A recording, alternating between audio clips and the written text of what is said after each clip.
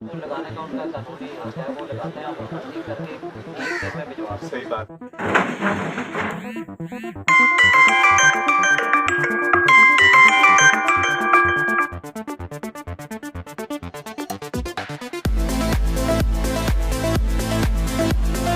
Asaf